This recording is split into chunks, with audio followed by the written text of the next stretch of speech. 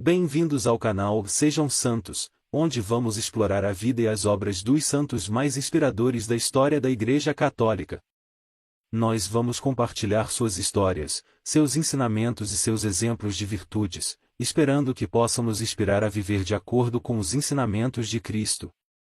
Então, se você quer aprender mais sobre esses santos e descobrir como suas vidas podem ser caminhos que nos levam a Jesus Cristo para nós hoje, inscreva-se no nosso canal e deixe o seu like. Inscreva-se hoje mesmo, divulgue nosso canal a seus amigos e comunidades e nos ajude o nosso canal para que possamos alcançar mais pessoas na divulgação a conhecer mais a vida dos santos. Onde a santidade é uma jornada diária. Faça parte dessa comunidade de busca pela santidade.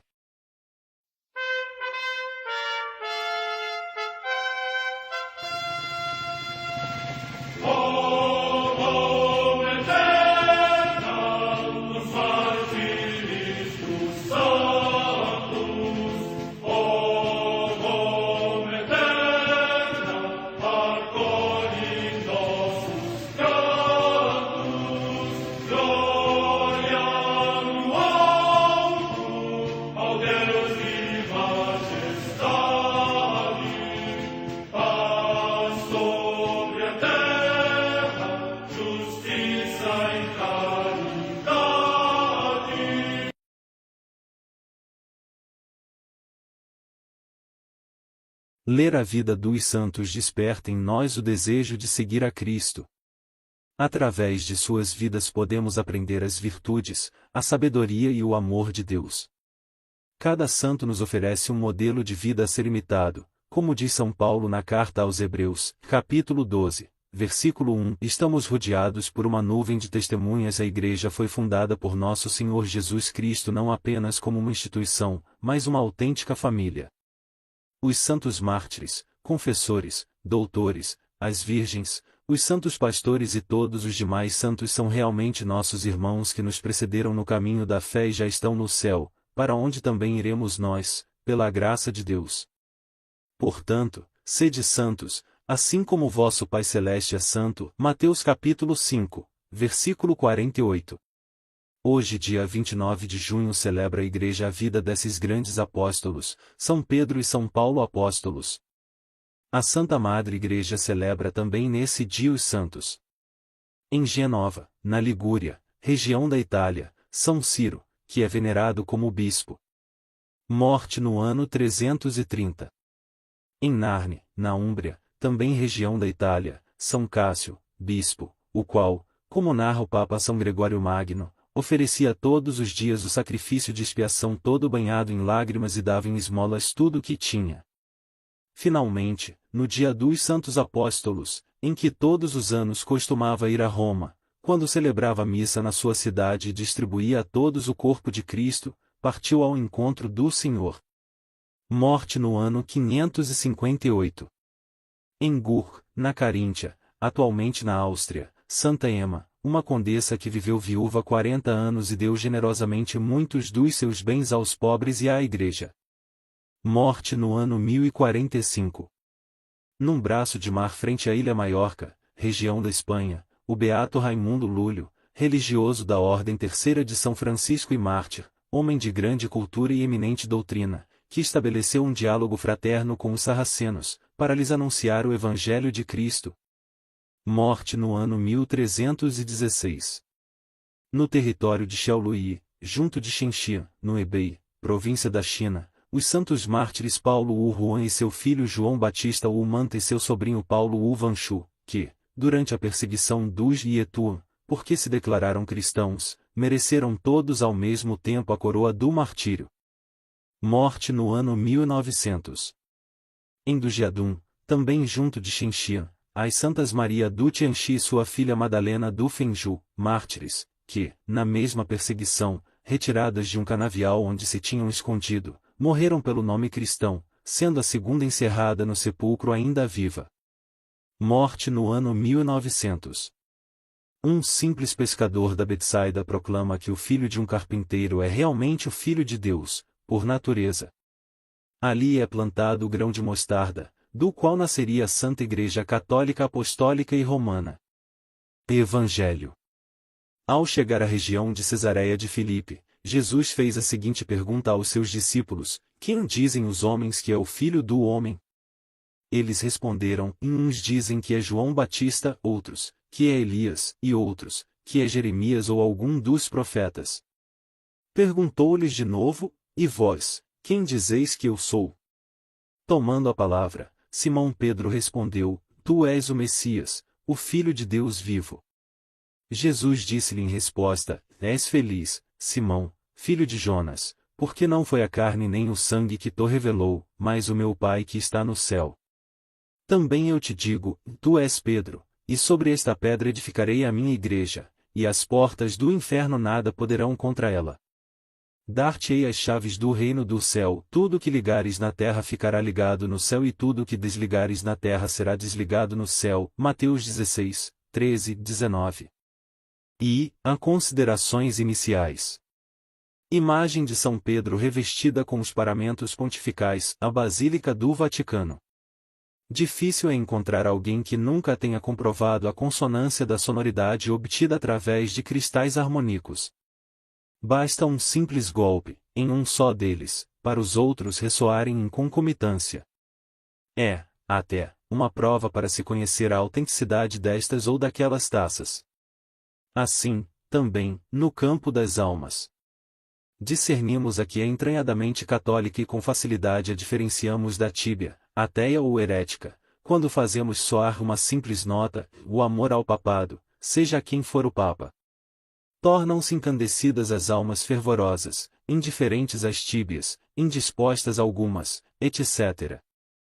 Pois esta é a matéria do Evangelho de hoje.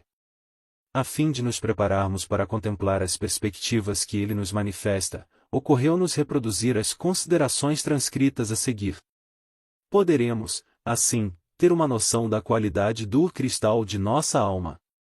Tudo quanto na Igreja há de santidade, de autoridade, de virtude sobrenatural, tudo isto, mas absolutamente tudo sem exceção, nem condição, nem restrição, está subordinado, condicionado, dependente da união à Cátedra de São Pedro. As instituições mais sagradas, as obras mais veneráveis, as tradições mais santas, as pessoas mais conspícuas, tudo enfim que mais genuíno e altamente possa exprimir o catolicismo e ornar a Igreja de Deus, tudo isto se torna nulo, maldito, estéril, digno do fogo eterno e da ira de Deus, se separado do Romano Pontífice. Conhecemos a parábola da videira e dos sarmentos. Nessa parábola, a videira é Nosso Senhor, os sarmentos são os fiéis. Mas como Nosso Senhor se ligou de modo indissolúvel à Cátedra Romana, pode-se dizer com toda segurança que a parábola seria verdadeira entendendo-se a videira como a Santa Sé, e os sarmentos como as várias dioceses, paróquias, ordens religiosas, instituições particulares, famílias, povos e pessoas que constituem a Igreja e a cristandade. Isto tudo só será verdadeiramente fecundo na medida em que estiver em íntima, calorosa, incondicional união com a Cátedra de São Pedro. Tudo o que diga respeito ao Papa diz respeito direta, íntima, indissoluvelmente, a Jesus Cristo. Incondicional, dissemos, e com razão. Em moral, não há condicionalismos legítimos. Tudo está subordinado à grande e essencial condição de servir a Deus. Mas, uma vez que o Santo Padre é infalível, a união a seu infalível magistério só pode ser incondicional. Por isto, é sinal de condição de vigor espiritual, uma extrema susceptibilidade, uma vibratilidade delicadíssima e vivaz dos fiéis por tudo quanto diga respeito à segurança, glória e tranquilidade do Romano Pontífice. Depois do amor a Deus, é este o mais alto dos amores que a religião nos ensina. Um e outro amor se confundem até. Quando Santa Joana d'Arc foi interrogada por seus perseguidores que a queriam matar, e que para isto procuravam fazê-la cair em algum erro teológico por meio de perguntas capciosas, ela respondeu: quanto a Cristo e à Igreja, para mim são uma só coisa. E nós podemos dizer, para nós, entre o Papa e Jesus Cristo não há diferença. Tudo o que diga respeito ao Papa diz respeito direta, íntima, indissoluvelmente, a Jesus Cristo. Segunda, ou Evangelho, tu és Petrus. Pergunta de Jesus e circunstância em que foi feita. Ao chegar à região de Cesareia de Filipe, Jesus fez a seguinte pergunta aos seus discípulos: Quem dizem os homens que é o Filho do Homem? A cidade na qual se desenvolve o evangelho de hoje havia sido construída pelo tetrarca Filipe que, para angariar a simpatia do imperador César Augusto, deu-lhe o nome de Cesareia. Desconhece a história o exato percurso empreendido pelo Senhor e pelos apóstolos àquela altura dos acontecimentos. A hipótese mais provável é a de que tenham atravessado a via de Damasco a Jerusalém, perto da ponte das Filhas de Jacó. O território onde nasce o rio Jordão, compreendido entre Julias e Cesareia, é rochoso, solitário e acidentado. Foi nessa localidade montanhosa e pétrea que Herodes, o Grande, erigiu um vistoso templo de mármore branco em homenagem ao imperador César Augusto. Calcando as pedras da região, e talvez à vista do tal templo sobre o alto das rochas, foi que se estabeleceu o diálogo durante o qual se tornaram explícitas para os apóstolos a natureza divina de Jesus e a edificação da Santa Igreja. Ao interrogar os apóstolos, Jesus quer levá-los a proclamar a verdade. Convém não esquecermos o quanto a divina pedagogia de Jesus escolhia os acidentes da natureza sensível para efeito didático, e assim poderem seus ouvintes ter melhor compreensão das realidades invisíveis do universo da fé. A esse respeito, seriam inúmeros os casos a serem citados, mas basta nos lembrar o modo pelo qual ele convocou os dois irmãos pescadores, Pedro e André: Segui-me e eu farei de vós pescadores de homens. Não se trata, portanto, de nos basearmos em razões meramente poéticas para supor que o desenrolar dessa conversa verificou-se sobre as pedras. Há por detrás um elevado teor simbólico. Ali estavam rochas que deviam perpetuar-se, e a contemplação dessas criaturas minerais, fruto de sua onipotência, tornava mais bela a solene profecia da edificação de sua indestrutível igreja. Alguns autores ressaltam outro importante aspecto: o fato de Jesus ter escolhido uma região pertencente à gentilidade para manifestar-se como Filho de Deus e fundar o primado de sua igreja. Eles interpretam como sendo um prenúncio da rejeição do reino messiânico, pelos judeus, e sua definitiva transferência para os gentios. Aconteceu que, estando a orar, em particular, Lucas 9, 18.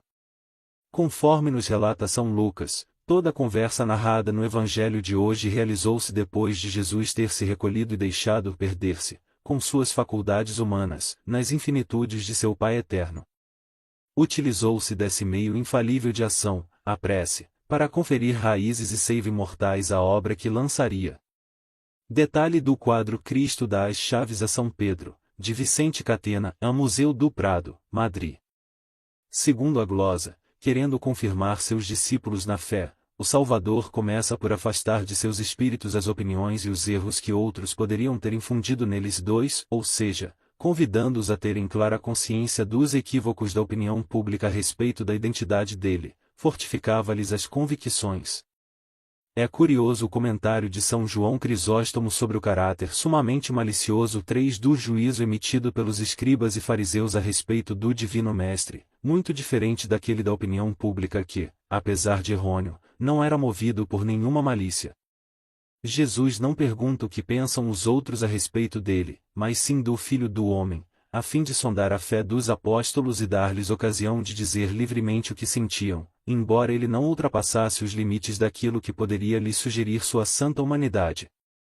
Por todos os conhecimentos que lhe eram próprios, do divino ao experimental, Jesus sabia quais eram as opiniões que circulavam com relação à sua figura, não necessitava, portanto, informar-se, desejava, isto sim, levá-los a proclamar a verdade em contestação aos equívocos da opinião pública.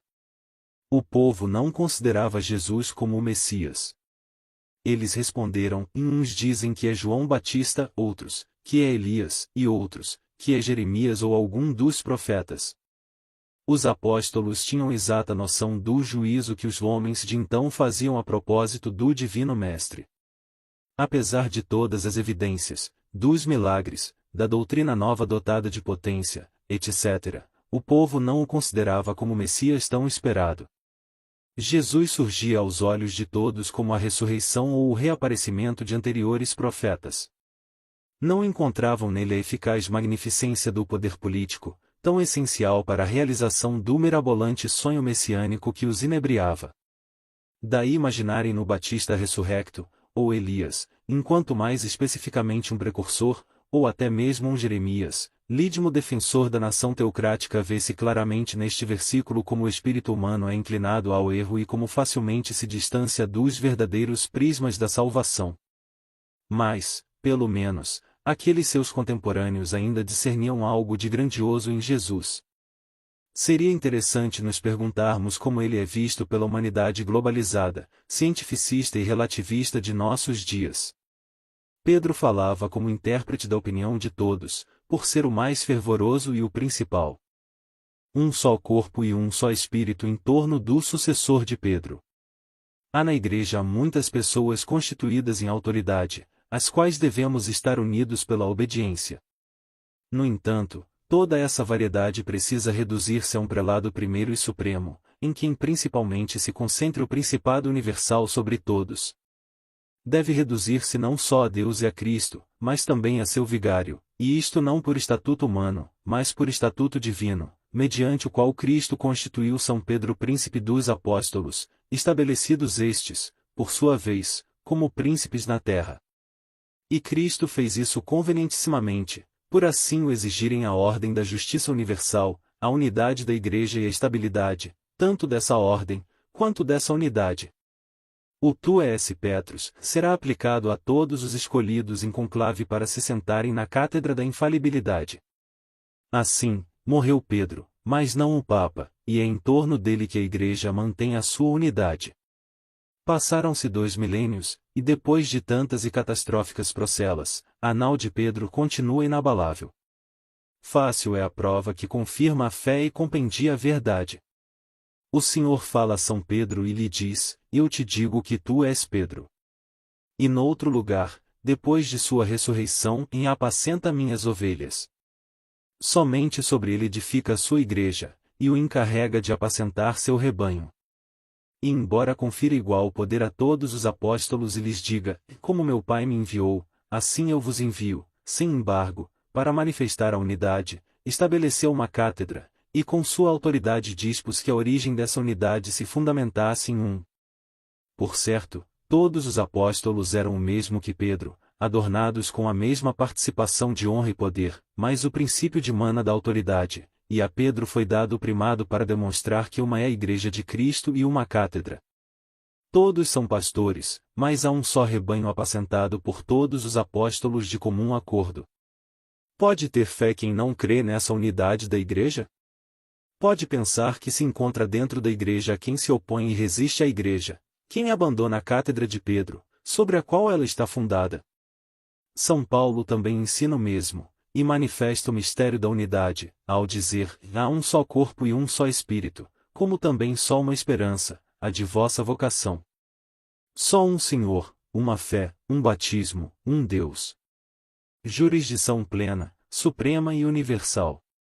Se lermos os Atos dos Apóstolos, encontraremos Pedro exercendo esse supremo poder, ao falar em primeiro lugar nas reuniões dos apóstolos, ao propor o que se deve fazer, inaugurando a missão apostólica, encerrando discussões com sua palavra, etc.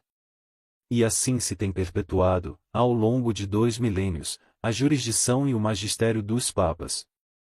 Todo sucessor de Pedro possui verdadeira jurisdição, pois tem o poder de promulgar leis, julgar e impor penas, de forma direta, em matéria espiritual, e indireta, no campo temporal, sempre que se apresente como necessária para obter bens espirituais. Essa jurisdição é plena, e não há poder na Igreja que não resida no Papa. É universal, ou seja, todos os membros da Igreja, fiéis, sacerdotes e bispos, a ele estão submetidos. É, ademais, suprema, o Papa acima de todos, e ninguém acima dele. Até mesmo os concílios ecumênicos não podem se realizar sem ser por ele convocados e presididos. Os próprios estatutos conciliares não o obrigam, tendo ele o poder de mudá-los ou de derrogá-los. Magistério infalível. Outro tanto se pode afirmar sobre uma análoga e grande função de Pedro e de seus sucessores, o supremo magistério que, como coluna que sustenta a Igreja, não pode equivocar-se. O Papa é infalível ao falar ex cátedra, ou seja, enquanto doutor de todos os cristãos, ao definir com autoridade apostólica doutrinas sobre fé e moral, que devem ser admitidas por toda a Igreja Universal. Aí está o motivo pelo qual as portas do inferno não poderão se sobrepor a um edifício construído sobre a pedra que é Pedro. Doce Cristo na terra. Dar-te-ei as chaves do reino do céu, tudo que ligares na terra ficará ligado no céu e tudo que desligares na terra será desligado no céu. Cristo retornaria ao Pai, deixando nas mãos de Pedro as chaves de sua igreja. Quem tem o uso legítimo e exclusivo das chaves de uma casa ou de uma cidade, este é o administrador, o intendente supremo que recebeu os poderes de seu Senhor. A igreja é o reino dos céus neste mundo, a igreja triunfante será o reino definitivo e eterno dos céus, prolongamento desta mesma igreja da terra, já purificada de toda impureza. Pedro terá poder de abrir e fechar a entrada nesta igreja temporal e, consequentemente, na eterna. A cabeça desse corpo místico sempre será Cristo Jesus. Durante a história da humanidade, ele será o chefe invisível, mas deixa entre nós um Pedro acessível, o doce Cristo na terra, segundo expressão usada por Santa Catarina de Sena, a quem todos devemos amar como bom pai, obedecer até às suas mais leves insinuações e conselhos, honrar como a um supremo monarca, rei de reis. Terceira, nasce uma obra indestrutível. É de pasmar o desenrolar desse acontecimento histórico ocorrido na região de Cesareia de Filipe. Um simples pescador da Betsaida proclama que o filho de um carpinteiro é realmente filho de Deus, por natureza. Este, em seguida, anuncia que edificará uma obra indestrutível e deixará em mãos de seu administrador, com plenos poderes de jurisdição e magistério, as chaves do reino do céu. O ambiente que o cerca é pobre, árido, mas com certa grandeza. Ali é plantado o grão de mostarda, do qual nasceriam as igrejas, as catedrais, as cerimônias, os vitrais, as universidades, os hospitais, os mártires, os confessores, as virgens, os doutores, os santos, enfim, a Santa Igreja Católica Apostólica e Romana. Passaram-se 2 milênios, e depois de tantas e catastróficas procelas, inabalável continua essa nau de Pedro, tendo Cristo, com poder absoluto, em seu centro. Nenhuma outra instituição resistiu à corrupção produzida pelos desvios morais ou pela perversão da razão e do egoísmo humano. Só a Igreja soube enfrentar as teorias caóticas, opondo-lhes a verdade eterna, arrefecer o egoísmo, a violência e a volúpia, utilizando as armas da caridade, justiça e santidade, pervadir e reformar os poderes despóticos e materialistas deste mundo, com a Pedro o reconhece como o Filho de Deus. Perguntou-lhes de novo, e vós, quem dizeis que eu sou? Bem sublinha São João Crisóstomo a essência desta segunda pergunta. Sem refutar os erros de apreciação dos outros, Jesus quer ouvir dos próprios lábios de seus mais íntimos o juízo que dele fazem. Para lhes tornar fácil a proclamação de sua divindade, não usa aqui o título humilde de Filho do Homem. Tomando a palavra, Simão Pedro respondeu: Tu és o Messias, o Filho de Deus vivo. Pedro falava como intérprete da opinião de todos, por ser o mais fervoroso e o principal, embora não fosse a primeira vez que Jesus era reconhecido como Filho de Deus. Já Natanael, os apóstolos após a tempestade no mar de Tiberíades e o próprio Pedro haviam externado essa convicção. Sola fides. Aqui não há elemento algum emocional ou sensível, como em circunstâncias anteriores. Em meio às rochas frias de um ambiente ecológico, longe de acontecimentos arrebatadores e da agitação das turbas ou das ondas, só a voz da fé se faz ouvir. Ao felicitar seu apóstolo, Jesus avalia a afirmação de Pedro a respeito de sua natureza divina. Certíssimo argumento é que Pedro chamou a Cristo de Filho de Deus por natureza, quando contrapôs a João, a Elias, a Jeremias e aos profetas, os quais foram, e claro está, em filhos de Deus por adoção. Ademais, como comenta o mesmo Maldonado, Pedro dá a Deus o título de vivo para distingui-lo dos deuses pagãos que são substâncias mortas. E, por fim, o artigo, como só é acontecer na língua grega e antecedendo o substantivo filho, designa filho único segundo a natureza, e não um entre vários. A ciência humana não tem força para atingir a união hipostática. Jesus disse-lhe em resposta: És feliz, Simão, filho de Jonas, porque não foi a carne nem o sangue que te revelou, mas o meu Pai que está no céu. Ao felicitar seu apóstolo, Jesus avalia a afirmação de Pedro a respeito de sua filiação e, portanto, de sua natureza divina e consubstancialidade com o Pai. Sobre este particular são unânimes os comentaristas. Era um costume judaico indicar a filiação da pessoa para ressaltar sua importância. Neste caso concreto havia a intenção de manifestar o quanto Cristo é tão naturalmente o Filho de Deus como Pedro é filho de Jonas, quer dizer, da mesma substância daquele que o engendrou. O fundamento da Igreja é Pedro e todos os seus sucessores, os romanos pontífices, pois, caso contrário, não perduraria a existência do edifício. As palavras de Pedro não são fruto de um raciocínio com base num simples conhecimento experimental. Não haviam sido poucas as curas logo após as quais os beneficiados conferiam com exclamações ao Salvador o título de Filho de Davi, conhecido como um dos indicativos do Messias. Os próprios demônios, ao se encontrarem com ele, proclamavam-no o Santo de Deus, o Filho de Deus, Filho do Altíssimo. Ele mesmo declarara ser dono do sábado, e após a multiplicação dos pães a multidão queria aclamá-lo rei. Assim como estas, muitas outras passagens poderiam facilmente nos indicar as profundas impressões produzidas por Jesus sobre seus discípulos 9. Porém, em nenhuma ocasião anterior Pedro recebeu tal elogio saído dos lábios do Salvador. Nesta passagem, ele é feliz porque teve o mérito de levar seu olhar além do que é humano e, sem deter-se no que provinha da carne e do sangue, contemplou o Filho de Deus por um efeito da revelação divina e foi julgado digno de ser o primeiro a reconhecer a divindade de Cristo. 10. O tu és Petrus será aplicado a todos os escolhidos para se sentarem na cátedra da infalibilidade. Portanto, a afirmação de Pedro se realizou com base num discernimento penetrante, luzidio e abarcativo da natureza divina do Filho de Deus. A ciência, a genialidade ou qualquer outro dom humano não tem força suficiente para atingir os páramos da união hipostática realizada no Verbo encarnado. É indispensável ser revelada pelo próprio Deus e aceita pelo homem. Mas o homem sem fé aferra-se às suas próprias ideias, tradições e estudos, rejeitando, às vezes, as provas mais evidentes, como são os milagres. Para este, Jesus não passa, e quando muito, é de um sábio ou de um profeta. Haverá também aqueles que não o verão senão como o filho do carpinteiro. Essa é a nossa fé ensinada pela Igreja, revelada pelo próprio Deus, anunciada pelo Filho, o enviado do Pai, e confirmada pelo Espírito Santo, enviado pelo Pai e pelo Filho. As verdades da fé não são fruto de sistemas filosóficos, nem da elaboração de grandes sábios. Jesus edifica sua Igreja sobre Pedro. Também eu te digo, tu és Pedro, e sobre esta pedra edificarei a minha Igreja, e as portas do inferno nada poderão contra ela.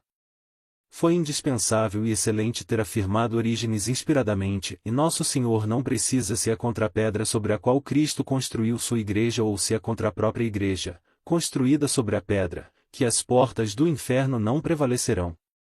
Mas é evidente que elas não prevalecerão nem contra a pedra nem contra a Igreja. 11.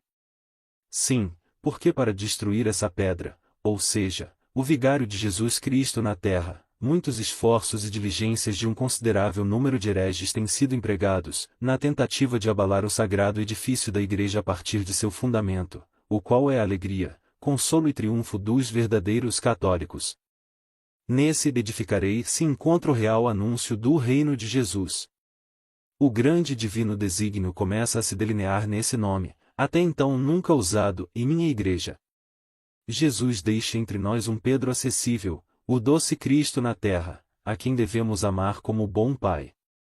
O plano de Jesus é proclamado sobre as rochas de Cesareia, pelo próprio Filho de Deus, que se apresenta como um divino arquiteto a erigir esse edifício indestrutível, grandioso e santíssimo, a sociedade espiritual, constituída por homens e militante na terra, padecente no purgatório, triunfante no céu.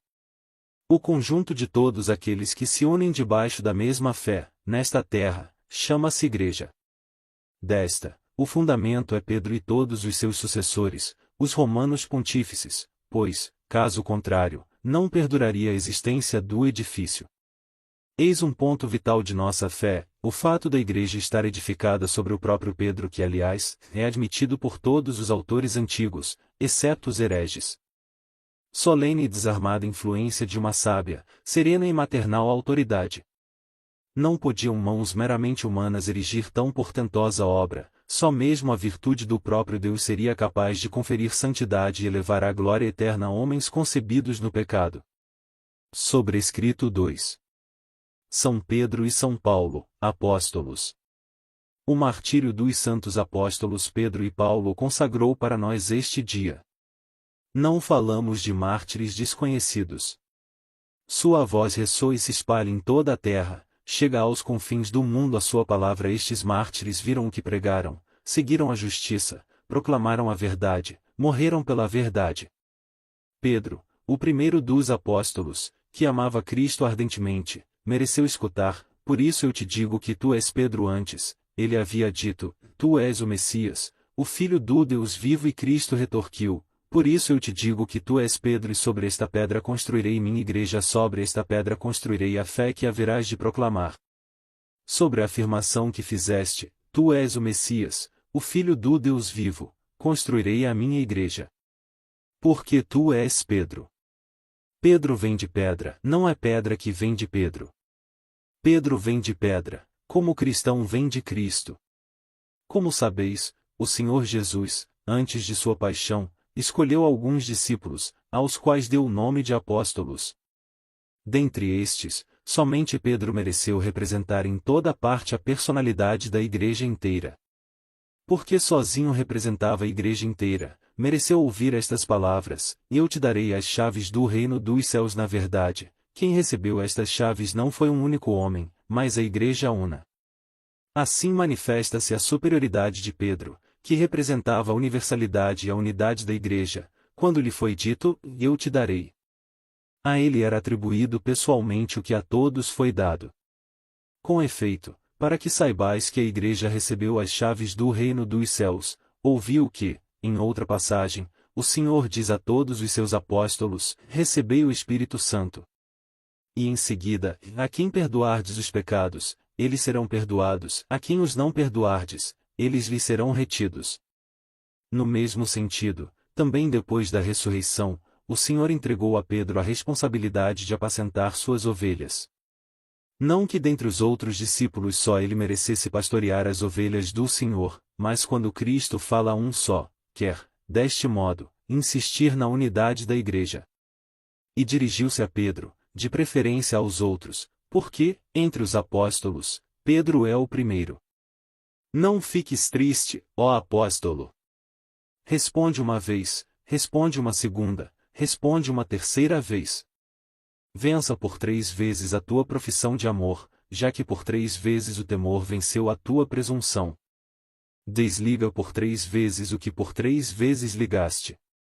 Desliga por amor o que ligaste por temor. E assim, o Senhor confiou suas ovelhas a Pedro, 1, 2 e 3 vezes. Num só dia celebramos o martírio dos 2 apóstolos. Na realidade, os 2 eram como um só. Embora tenham sido martirizados em dias diferentes, deram o mesmo testemunho. Pedro foi à frente, Paulo o seguiu. Celebramos o dia festivo consagrado para nós pelo sangue dos apóstolos. Amemos a fé, a vida, os trabalhos, os sofrimentos, os testemunhos e as pregações destes 2 apóstolos. Primeiro Papa da Igreja. Em princípio, fraco na fé, chegou a negar Jesus durante o processo que culminaria em sua morte por crucifixão. O próprio Senhor o confirmou na fé após sua ressurreição, da qual o apóstolo foi testemunha, tornando-o intrépido pregador do Evangelho através da descida do Espírito Santo de Deus, no dia de Pentecostes, o que o tornou o líder da primeira comunidade. São Pedro é o apóstolo que Jesus Cristo escolheu e investiu da dignidade de ser o primeiro Papa da Igreja. E eu te digo, tu és pedra, e sobre esta pedra edificarei a minha igreja, e as portas do inferno não prevalecerão contra ela. E eu te darei as chaves do reino dos céus, e tudo o que ligares sobre a terra, será ligado também nos céus. São Pedro é o pastor do rebanho santo, É na sua pessoa e nos seus sucessores que temos o sinal visível da unidade e da comunhão na fé e na caridade. Martírio. Pregou no dia de Pentecostes e selou seu apostolado com o próprio sangue, pois foi martirizado em uma das perseguições aos cristãos, sendo crucificado de cabeça para baixo a seu próprio pedido, por não se julgar digno de morrer como seu Senhor, Jesus Cristo. Escreveu 2 epístolas, e provavelmente, foi a fonte de informações para que São Marcos escrevesse seu Evangelho. São Paulo. Saulo era natural de Tarso. Recebeu educação esmerada aos pés de Gamaliel, um dos grandes mestres da lei na época. Tornou-se fariseu zeloso, a ponto de perseguir e aprisionar os cristãos, sendo responsável pela morte de muitos deles. De perseguidor cristão à conversão. Converteu-se à fé cristã, enquanto perseguia os cristãos, no caminho de Damasco, quando o próprio Senhor ressuscitado lhe apareceu e o chamou para o apostolado, e Saulo, Saulo, por que você me persegue? Recebeu o batismo do Espírito Santo e preparou-se para o ministério. Desde então, converteu-se e começou a pregar o cristianismo, viajando pelo mundo, pregando o Evangelho de Jesus Cristo e o mistério de sua paixão, morte e ressurreição. Apóstolo das gentes. Tornou-se um grande missionário e doutrinador, fundando muitas comunidades. De perseguidor passou a perseguido, sofreu muito pela fé e foi coroado com o martírio, sofrendo morte por decapitação. Escreveu 13 epístolas e ficou conhecido como o apóstolo dos gentios. A minha oração. Senhor, hoje eu quero te pedir por toda a Santa Igreja Católica. Que, pela intercessão de São Pedro e São Paulo, colunas da Igreja, possamos ser sempre fiéis à fé e à doutrina que o próprio Cristo nos deixou. Amém. São Pedro e São Paulo, rogai por nós.